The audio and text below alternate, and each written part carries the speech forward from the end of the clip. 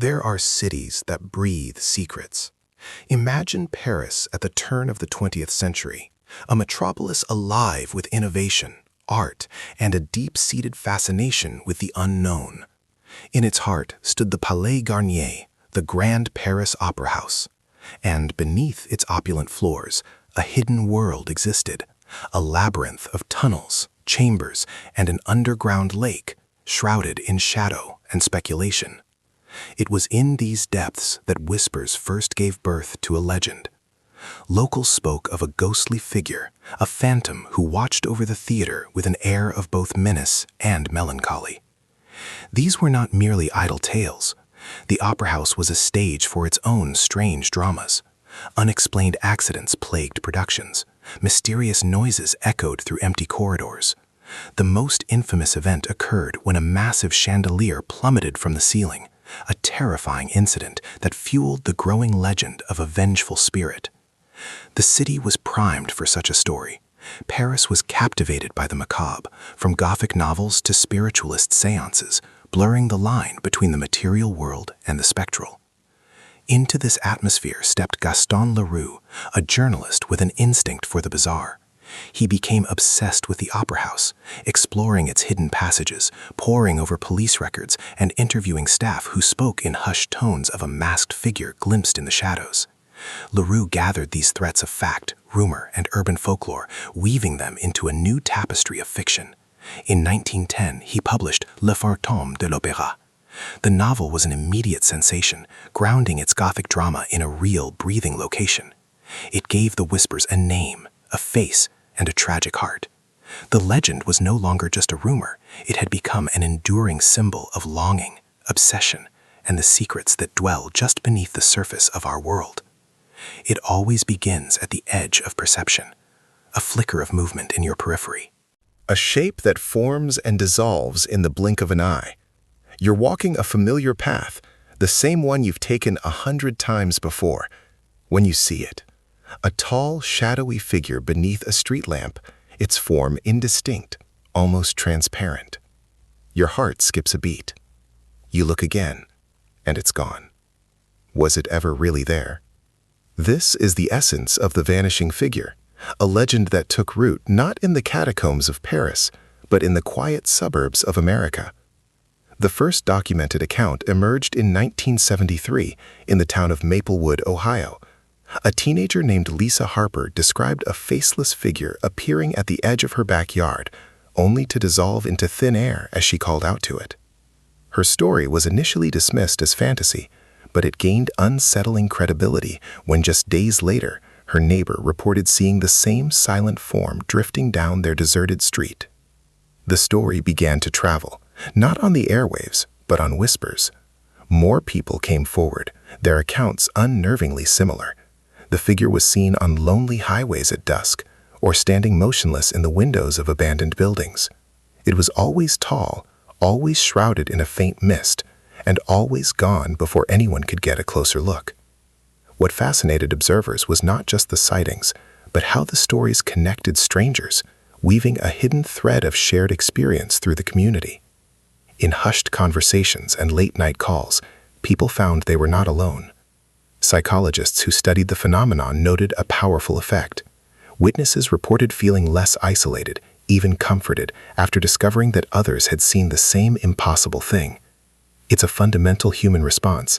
When faced with the inexplicable, we seek validation. We need to know we aren't losing our minds. This very act of sharing, of trading tales and comparing details, became the fuel for the legend. Soon, reports surfaced in other states, Pennsylvania, Nevada, Oregon. Each new account added another piece to the mosaic of a shared fear, and with every retelling, the Vanishing Figure became a little more real, a little more chilling, and impossible to ignore. A story, once told, is no longer a secret. It becomes a current, flowing through the arteries of a city, slipping through cracks in concrete walls, and echoing in the steel canyons of a metropolis. An urban legend doesn't stay contained. It travels, it mutates, and it embeds itself in the collective memory. But how, exactly, does a frightened whisper evolve into a story known by millions? The process often begins with a single potent image, a haunting figure in a deserted subway car, a strange light in the sky over a familiar landmark. One person tells a friend, perhaps to unburden themselves, perhaps for the thrill of a good scare. From there, the story begins to snowball. With each retelling, details are sharpened or added. The figure's eyes now glow red. The subway car was the last one of the night. The legend adapts, tailoring itself to the anxieties of its audience. In a city teeming with diverse cultures, the tale absorbs new elements, morphing to fit the fears of each neighborhood it passes through. Informal networks are the legend's lifeblood. Teenagers swapping stories in a late-night diner, commuters making small talk on a morning train, co-workers gathered around a water cooler. These are the breeding grounds. The more memorable the tale, the more likely it is to be passed on, offering a narrative for that strange noise outside the window or that unnerving feeling on the walk home. But the true accelerant in the modern age is technology. Where a story once spread at the speed of speech, it now moves at the speed of light. A single spooky video or a cleverly edited photo can achieve global reach overnight. Social media becomes the ultimate echo chamber. Hashtags turn a local myth into a trending topic. Online forums dissect every detail, with users adding their own supposed sightings, creating a vast, crowdsourced mythology that lends the story a powerful, if illusory, credibility. Even mainstream media can play a role, with sensational headlines or late-night segments lending an air of legitimacy, ensuring the legend is reborn for a new generation. The city itself becomes a monument to its own myths. Graffiti, murals, even a simple chalk drawing on a sidewalk can serve as a physical reminder, turning a shadowy underpass into a stage where the legend might just play out again. But what is it that makes us want to believe? To understand the persistence of these legends, we must first understand the anatomy of our own fear. Fear is not a weakness. It is one of our oldest and most essential survival mechanisms. Deep within our brain lies the amygdala, an ancient alarm system. When our ancestors heard a rustle in the tall grass, the amygdala didn't wait for a logical analysis. It flooded the body with adrenaline, preparing it for fight or flight. It didn't ask questions. It reacted. Though the predators have changed, our brains have not. That same primal response can be triggered by a shadow, a sound, or simply a scary story. The amygdala, however, does not work in a vacuum. It communicates with the prefrontal cortex, the seat of reason. In a calm moment, our rational mind can soothe the initial panic, assuring us that the monster under the bed is just a pile of clothes. But when a fear is intense, or when we are already on edge, the amygdala can override our logic. The fear feels real, and in that moment, for our brain, it is. Fear is also contagious. Our brains are equipped with mirror neurons, which allow us to feel the emotions of others. This is why horror movies are more terrifying in a crowded theater. We collectively catch the fear from those around us. An urban legend spreads in the same way, passed along with the emotional weight of the person telling it. Furthermore, our minds are relentless pattern-seeking machines. This tendency, known as pareidolia, is why we see faces in clouds or hear whispers in the static. It was safer for our ancestors to mistake a rock for a predator than to miss a real threat. Our brains are hardwired to find ominous meaning in ambiguity, filling in the blanks with the most frightening possibilities. An invented legend provides the perfect template for this process, giving a name and a shape to the things we cannot explain. Every legend, no matter how compelling, eventually faces a trial by fire, the moment of scrutiny. As a story grows, it attracts not just believers, but a different kind of audience, the debunkers, the doubters, and the analysts, each looking to unravel the mystery. On one side stood the debunkers, armed with the cold, hard tools of logic and scientific inquiry. They dissected every piece of so-called evidence. Experts in photography pointed to lens flares and digital artifacts. Audio engineers identified strange sounds as distorted wildlife calls or radio interference.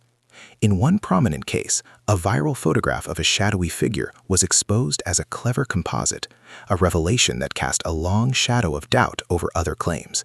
For the debunkers, the case was simple: a combination of misinterpretation, human error, and outright hoaxes. Occupying the uneasy middle ground were the doubters. They approached the phenomenon with caution, focusing not on the evidence itself, but on the unreliability of the human mind. They cite psychological studies on memory, showing how easily our recollections can be shaped by fear, suggestion, and the desire to be part of a larger event. The term mass hysteria entered the conversation, explaining how a shared expectation can cause a group of people to interpret ordinary events as something extraordinary. The doubters argued that social media had created a perfect storm for misinformation, where rumors could solidify into accepted facts before they could be properly investigated.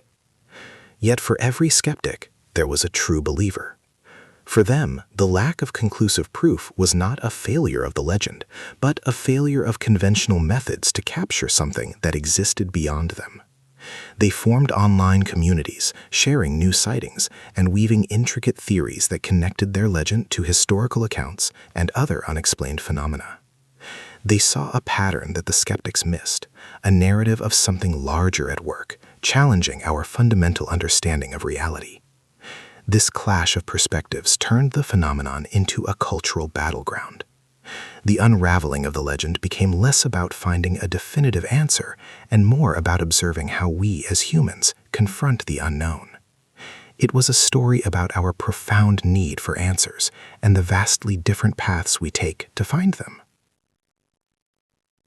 Truth is a powerful disinfectant, but some stories are stains. They remain long after the facts have been laid bare, lingering in the corners of our collective imagination. An invented legend, even after being thoroughly debunked, holds a strain and persistent power. Its echoes haunt us, shaping our perception of the darkness at the edge of the firelight.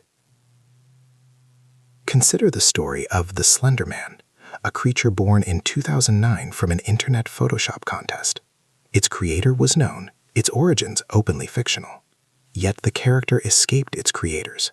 It took on a terrifying life of its own in online stories, fan art, and videos. The line between fiction and a new kind of folklore blurred completely. Even after the myth was widely exposed, its shadow remained, inspiring real-world fear and tragic actions. The story had become more than a story. It had become a shared cultural shorthand for the unknown, a modern-day boogeyman for the digital age. We are drawn to these tales because they tap into our most primal fears of the dark, of the unfamiliar, of what might be watching us from just beyond our sight. They are the campfires we gather around now, allowing us to process our anxieties in the controlled environment of a narrative. Knowing the story is fake doesn't erase the chill that runs down your spine when you hear it. The emotional experience is real, and it is that feeling, that thrilling mix of fear and curiosity, that we remember and pass on. The invented legend becomes a template. When a branch taps against the window on a windy night, or a shadow flickers in a dimly lit hallway, our minds instinctively reach for a familiar explanation. The story, once heard, is always there, ready to fill in the blanks. And so, the legend survives. It is amplified and reshaped by media, kept alive not by evidence, but by our own fascination. Perhaps the real power of a legend isn't whether it's true, but in its refusal to be forgotten. It lives on, a reflection in the night, waiting for the next person to look into the darkness and wonder, what if?